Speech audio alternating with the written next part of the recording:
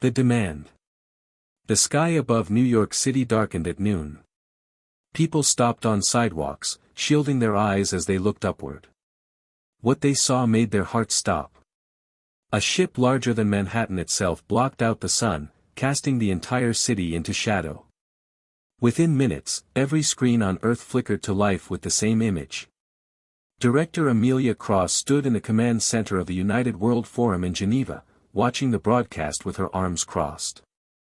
She was 52 years old, a former astrophysicist who had spent the last 20 years preparing for this exact moment. Her gray hair was pulled back in a tight bun, and her dark eyes showed no surprise at what she was seeing. She had known they would come eventually. The creature on the screen was unlike anything most humans had ever seen. Ambassador Krelvas of the Galactic Sovereignty stood nearly 3 meters tall, his body covered in overlapping plates that shimmered like polished bronze. 4 arms extended from his torso, each ending in 3-fingered hands. His head was elongated, with 6 eyes arranged in a semicircle across his face. When he spoke, his voice was deep and resonant, translated instantly into every human language. People of Earth, I am Ambassador Krelvas, representative of the Galactic Sovereignty. For 12,000 years, our council has maintained order across this galaxy. We have watched your species evolve from primitive hunters to a civilization capable of reaching beyond your world. The time has come for you to take your place within the established order. Amelia's assistant, a young man named Marcus Chen, stood beside her. His hands trembled slightly as he held his tablet. Director, the message is being broadcast on every frequency. Every phone, every television, every computer on the planet is receiving this. I know, Amelia said quietly. Let him finish. Krelvas continued, his 6 eyes seeming to look directly at every person watching. The Galactic Sovereignty recognizes Earth as a developing world with potential value to our collective. As such, we are extending to you the honor of sovereignty membership. Your species will contribute to the greater good of all civilized beings. He paused, and something that might have been a smile crossed his alien features. Your contribution will be as follows. First, you will provide 60% of all mineral resources extracted from your planet and orbital bodies. Second, you will provide genetic samples from 1 million of your population annually for our biological archives. Third, you will cede control of your Moon and Mars to Sovereignty Administration. Fourth, you will dismantle all military spacecraft and submit to sovereignty inspection of all technological development. Around the world, people watched in stunned silence. In Tokyo, a mother held her children close. In Lagos, a teacher stared at his classroom screen in disbelief. In Buenos Aires, an old man who had survived wars and dictatorships felt his stomach turn with familiar dread. These terms are generous, Krelvas said. Species who join the sovereignty receive protection, access to galactic trade networks, and the wisdom of races far older than your own. In return, we ask only for your cooperation and resources. This is how civilization functions on the galactic scale. He leaned forward, and his voice became harder. You have 72 hours to accept these terms. If you refuse, you will be classified as a hostile primitive species. The sovereignty will then implement forced compliance protocols. Your cities will be occupied. Your resources will be extracted by force. Your people will learn that resistance to the natural order carries severe consequences. The transmission ended. For a moment, the world was silent. Then the noise began. Panic spread through cities. Stock markets crashed. Religious leaders called for prayer. Military commanders checked their weapons. Politicians argued about what to do. In the Geneva Command Center, Amelia turned to her team. Get me the full council. Every nation's representative. We have work to do. Within 2 hours, representatives from every nation on Earth gathered in the forum chamber. Some appeared in person, others through holographic projection. The chamber was a vast circular room with seating for hundreds, built specifically for moments of global crisis. Now it was filled with frightened, angry voices all speaking at once.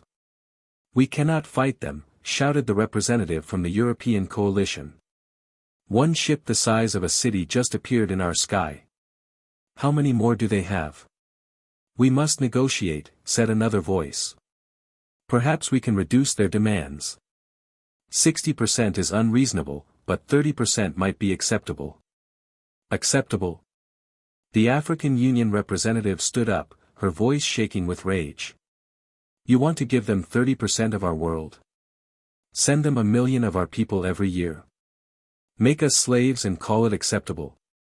Amelia let them argue. She had expected this chaos. People needed to express their fear before they could move past it. She looked around the chamber, noting who was speaking and who was listening. Finally, after an hour of shouting, she stood up. The chamber fell silent. Everyone knew who Amelia Cross was. She had led the United World Forum through 3 major crises. She had a reputation for staying calm when others panicked and for seeing solutions when others saw only problems. "I need to tell you something," Amelia said. Her voice was quiet, but it carried through the chamber. "Something that has been kept secret for 40 years. In 1985, a small sovereignty scout ship crashed in the Arizona desert. The pilot died, but we recovered the vessel and its computer systems." The chamber erupted again. "You knew about them? For 40 years you knew aliens existed and said nothing?" Amelia held up her hand. "We said nothing because we needed time. The computer told us everything.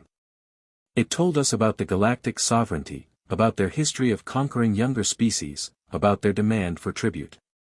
It told us that one day they would come to Earth, and when they did, they would expect us to bow." She walked to the center of the chamber. "For 40 years, we prepared. We built factories in the asteroid belt where their sensors couldn't detect them. We developed new technologies based on what we learned from that crashed ship. We trained soldiers in tactics designed specifically to fight opponents with superior technology. And we made a decision." "What decision?" someone asked. "That when they came, when they demanded tribute, when they expected us to surrender our freedom, our resources, our dignity, we would give them only one answer." Amelia's eyes swept across the gathered representatives. "We decided that no matter the cost, no matter the risk, humanity would not kneel." Marcus brought up a holographic display. It showed a massive shipyard hidden in the darkness between Mars and Jupiter. Hundreds of ships floated in formation, their hulls unlike anything the Sovereignty had ever seen. They were smaller than the ambassador's vessel, but there were many of them, and they bristled with weapons that combined human ingenuity with alien technology. "This is Project Sentinel," Amelia said. 240 warships, built in absolute secrecy. They use stealth technology that makes them invisible to Sovereignty sensors. They're armed with weapons that can adapt to enemy defenses. And they're crewed by men and women who volunteered knowing they might never come home." The chamber was silent now. Every representative stared at the display. "We also have allies," Amelia continued. "For 20 years, our diplomats have been making quiet contact with other species. Species that the Sovereignty conquered centuries ago. Species that hate their masters but were too afraid to resist alone. They've been waiting for someone to stand up first. If we fight, they will join us." The Asian Federation representative stood slowly. "You're asking us to go to war with an empire that has ruled the galaxy for 12,000 years. "No," Amelia said. "I'm asking you to choose. We can surrender and become slaves, hoping our masters will be kind. Or we can fight and remain free, knowing the cost might be terrible." She paused. "But understand this. The decision has already been made. 40 years ago, when we found that crashed ship, we looked at what the galaxy really was. We saw an empire built on fear and exploitation. We saw species that had forgotten what freedom meant. And we decided that humanity would not join that system. We would rather die free than live as slaves." The vote was called. One by one, each representative cast their decision. Some voted yes immediately. Others took longer, weighing the impossible choice. When the count was finished, the result was unanimous. Humanity would not pay tribute. That night, Amelia sat in her office overlooking Lake Geneva. The alien ship still hung in the sky, visible even at night because of its running lights. She recorded a message that would be broadcast to every corner of Earth and transmitted directly to Ambassador Krelvas. She wore a simple black suit. Her face was calm. When she spoke, her voice was steady. Ambassador Krelvas, we have received your terms. We have considered your threats. We have discussed our options. She paused. Our answer is no. The word hung in the air. Simple. Final. Absolute. We will not give you our resources. We will not send you our people. We will not surrender our worlds or our weapons. We will not bow to your sovereignty. Amelia leaned forward slightly. Humanity has faced tyrants before. Kings who claimed divine right to rule. Emperors who thought their strength made them superior. Dictators who believed might made right. We have always given them the same answer. No. She stood up. You say your system is the natural order. You say your rule brings civilization. But we have seen what your civilization means. Species crushed under your feet. Worlds stripped of resources. People made into property. That is not civilization. That is tyranny with a pleasant name. Her voice grew stronger. So here is what will happen. You will leave our system. You will tell your council that Earth is not interested in membership. And you will remember that humanity chooses its own path. She stared directly into the camera. If you try to force us, if you send your compliance fleet, if you think you can make us kneel through violence, you will learn something important about humans. We are very good at saying no. The broadcast ended. Around the world, people watched in their homes, in public squares, in shelters where they had gathered for safety. Some cried. Some cheered. All of them understood that their lives had just changed forever. Aboard the Sovereignty flagship, Ambassador Krelvas watched the human's message 3 times. He could not believe what he was seeing. No species had refused sovereignty terms in over 3,000 years. The idea was incomprehensible. His second officer approached. Ambassador, what are your orders? Krelvas's primary eyes narrowed. Signal the council. Tell them these humans have chosen extinction. Summon the compliance fleet. He turned away from the screen. If they want to say no, we will teach them what that word costs. But even as he gave the order, his sensors detected something impossible. Ships were appearing around his vessel. Human ships. Hundreds of them. Ships that had been invisible just moments before. They moved into formation with precision that spoke of extensive training. A message appeared on his screen. It was from someone called Captain James Rivera, commander of the Human Defense Fleet. The message contained only 7 words. We told you we were good at no. The war had begun. The reckoning. Captain James Rivera stood on the bridge of the UWSS Defiant, humanity's flagship. He was 41 years old, born on a generation ship that had been traveling to Alpha Centauri when the Sovereignty's existence was discovered. His entire life had been shaped by the knowledge that one day this moment would come. He had trained for 20 years to command this fleet. Now, as hundreds of Sovereignty ships appeared on his sensors, he felt perfectly calm.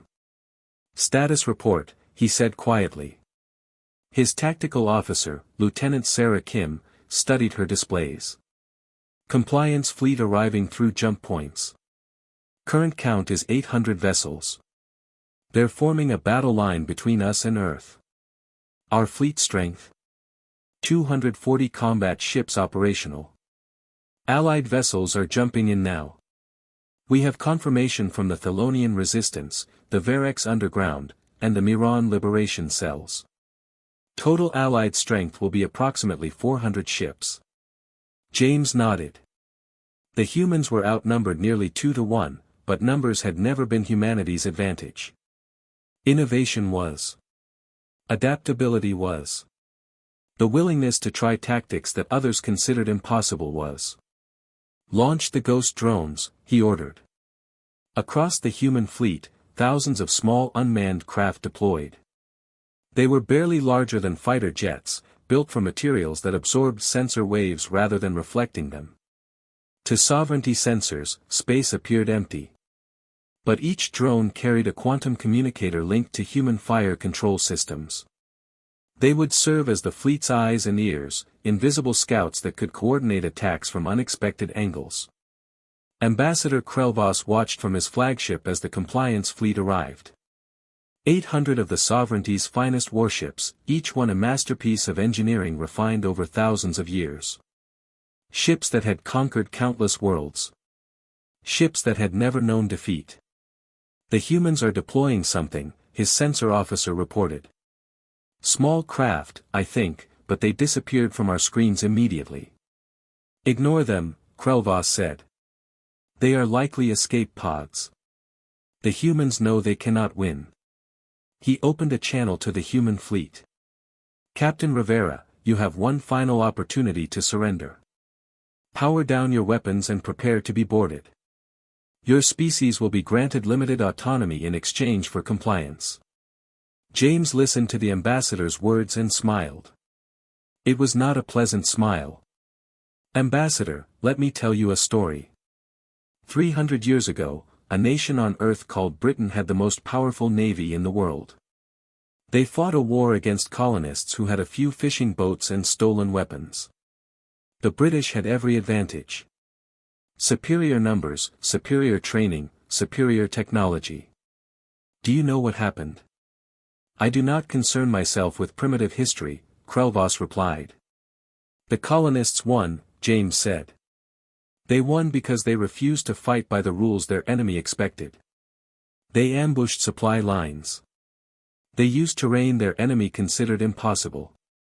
They turned every disadvantage into something unexpected. He paused. We've had 300 years to study that lesson. Now let me show you what we learned. The human fleet scattered. Instead of forming a traditional battle line, each ship moved independently, using trajectories that seemed random but were actually precisely calculated.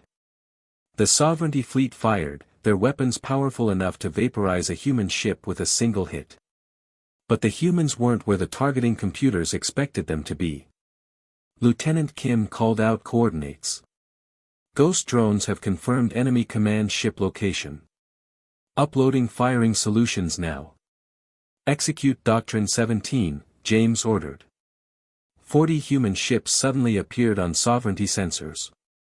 They had dropped their stealth fields and were accelerating directly toward the enemy fleet center. The sovereignty commanders reacted immediately, redirecting fire toward this obvious attack. Their weapons charged. Their targeting systems locked. The human ships exploded. All 40 of them detonated simultaneously, creating a massive debris field that blocked sensors and disrupted communications across half the sovereignty battle line. But they weren't suicide attacks. Each ship had been unmanned, controlled remotely by AI systems. And in the confusion they created, the real attack began. 160 human ships appeared throughout the sovereignty formation. They had used the debris field as cover, allowing them to close to point-blank range. At distances measured in hundreds of meters instead of thousands of kilometers, sovereignty shields were useless. Human weapons, designed for close-range combat, tore into enemy hulls. Krelvas watched his fleet status board turn red. Impossible, he whispered. They sacrificed 40 ships as a diversion. Not ships, his tactical officer corrected. Drones. Sophisticated ones, but unmanned. The human vessels were never where we thought they were. The battle became chaos. Sovereignty ships tried to regroup, but the humans moved like nothing Krelvas had ever seen. They didn't fight like a disciplined military force. They fought like a swarm, each ship acting independently but somehow coordinating perfectly. When sovereignty ships turned to engage one group, another group attacked from behind. When they spread out to prevent encirclement, the humans concentrated fire on isolated targets. Then the Allies arrived. Through jump points on the outer edge of the battle space, ships began appearing. They were old vessels, some held together by improvised repairs. They were crewed by species the sovereignty had conquered generations ago. Species that had waited their entire lives for this moment. The Thelonians were aquatic beings whose world had been drained of 90% of its oceans to provide water for sovereignty agricultural worlds. Their ships were slower than human vessels, but their weapons used principles of fluid dynamics that could punch through shields the sovereignty thought were impenetrable. The Varex were insectoid creatures whose hive worlds had been broken apart to prevent them from organizing resistance. They flew in swarms of small craft, each ship barely large enough for 3 crew members. Individually they were weak, but together they could overwhelm point defense systems through sheer numbers. The Miran were synthetic beings, artificial intelligences that had been forcibly restricted by sovereignty programming. They had spent 200 years learning to work around their limitations. Their ships moved with inhuman precision, calculating trajectories no organic pilot could manage. Together, the combined fleet matched the sovereignty in numbers. But more importantly, they matched them in determination. These were not soldiers fighting because they were ordered to. These were people fighting because they had chosen to. Every Thelonian remembered oceans that no longer existed. Every Varex carried the memory of scattered hives. Every Miran knew what it meant to be treated as property rather than people. Aboard the Defiant, James coordinated the chaos. Group 7, support the Thelonian advance on Sector 3. Group 12, the Varex need cover while they regroup. Ghost drones, I need targeting data on those sovereignty carriers before they can launch reinforcements. Sarah Kim worked her console frantically. Captain, sovereignty flagship is trying to withdraw. They're moving toward the jump point. Let them go, James said. She looked up in surprise. Sir. Let them go, he repeated. We're not here to kill everyone who disagrees with us. We're here to prove they can't force us to obey.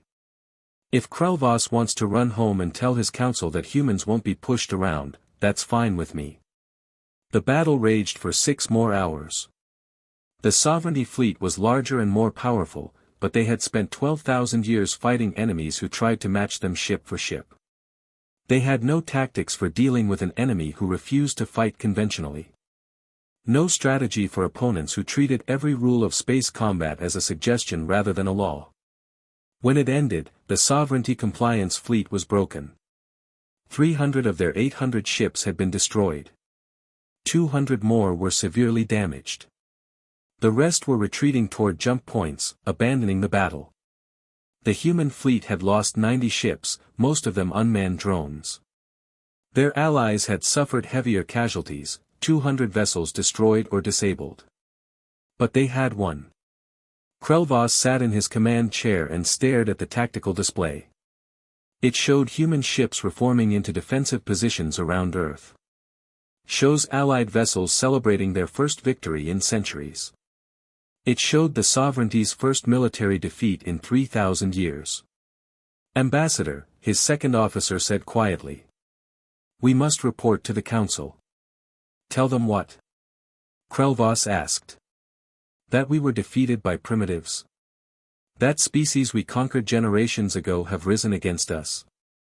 That 12,000 years of sovereignty rule is threatened by beings who only reached space a few centuries ago. We tell them the truth, the officer replied. That we underestimated these humans. That we believed our own propaganda about primitive species. That we assumed fear would keep our subject peoples obedient forever. He paused. And we tell them that the galaxy has changed. On Earth, people watched the battle on screens across the planet. They saw human ships dancing between enemy fire. They saw Allied vessels fighting alongside humans as equals. They saw the supposedly invincible sovereignty fleet retreat. In cities around the world, celebrations erupted. People danced in streets. Strangers embraced. For the first time in human history, the entire species was united in a single cause. Director Amelia Cross watched from the Geneva Command Center. She did not celebrate. She knew this was only the beginning. The sovereignty would not accept defeat easily. They would return with larger fleets, better tactics, more determination. This war might last decades. It might cost millions of lives. But humanity had proven something important. They had shown the galaxy that tyranny could be resisted. That superior technology did not guarantee victory. That free people fighting for their homes were more dangerous than slaves fighting because they were ordered to. Her assistant Marcus approached. Director, we're receiving messages from sovereignty subject species across the galaxy. 47 different civilizations have contacted us. They want to know how we did it. They want to know if they can do it too. Amelia smiled. Tell them yes. Tell them we'll help. Tell them that freedom is contagious, and we're starting an epidemic. 3 weeks after the battle, Ambassador Krelvas returned to the Sovereignty Council chambers. The 12 elder species sat on their ancient thrones, waiting to hear his report. He stood before them, humiliated but honest. The compliance fleet was defeated, he said. The humans did not fight as we expected. They used tactics we had never encountered. They sacrificed unmanned vessels to create confusion. They coordinated with subject species who joined their rebellion. They fought with a desperation and creativity we could not match.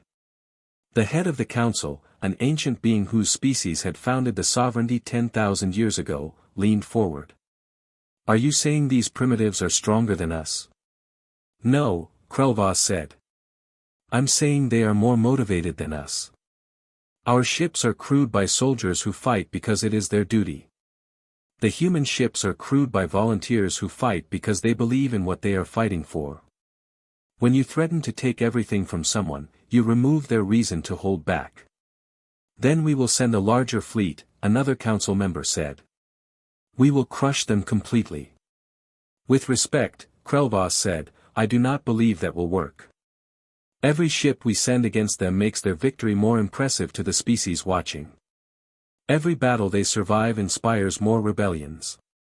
We created this situation by assuming we could force compliance. Perhaps it is time to consider a different approach. The council chamber fell silent. For 12,000 years, the sovereignty had ruled through strength. The idea of negotiating with primitives was almost incomprehensible. But Krelvas had seen something in the humans' eyes during their broadcasts. He had seen people who would rather die than surrender. He had seen a species that viewed freedom as more valuable than survival. What approach do you suggest? The council had asked finally. We acknowledge their sovereignty over their own space, Krelvas said. We offer a treaty of mutual non-interference. We allow them and their allies to form their own coalition. And we hope that by treating them as equals rather than subjects, we can avoid a galaxy-wide war that might destroy everything we have built. The council debated for 3 days. In the end, they agreed. Not because they believed it was right, but because they understood the alternative. The galaxy had changed. The age of easy conquest was over. 6 months later, representatives from Earth, Velonia, Verex, Miran, and 43 other species gathered on a neutral space station to sign the Accords of Free Systems. The document established a new alliance based on mutual defense and equal representation. No species would rule over another. No civilization would pay tribute to anyone. Ambassador Krelvas attended the signing ceremony. He watched Director Amelia Cross and Captain James Rivera represent humanity.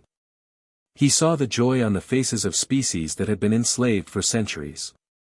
And he understood that humanity had won something more important than a battle. They had won an idea. The idea that freedom was worth fighting for. The idea that strength came from unity rather than domination. The idea that the future belonged to those who chose their own path rather than accepting the path chosen for them. As the ceremony ended, Krelvas approached Amelia. "I underestimated your species," he said. "I will not make that mistake again." "Good," Amelia replied. "Because we're not going away. Humanity is here to stay, and we're bringing our ideas with us.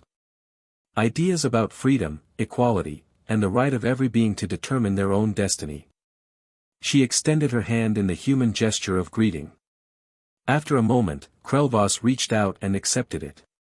"Perhaps," he said slowly, "there is more than one way for civilizations to interact. Perhaps 12,000 years of sovereignty rule has made us forget that cooperation can be stronger than domination."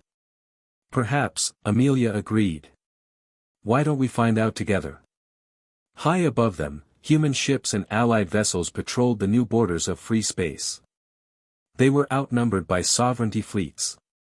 They were less advanced in many ways. But they flew their own flags, followed their own laws, and answered to no master except their own people. And throughout the galaxy, on worlds where beings had lived under sovereignty rule for generations, people looked up at the stars and whispered a single word. The word humanity had taught them. The word that changed everything. No.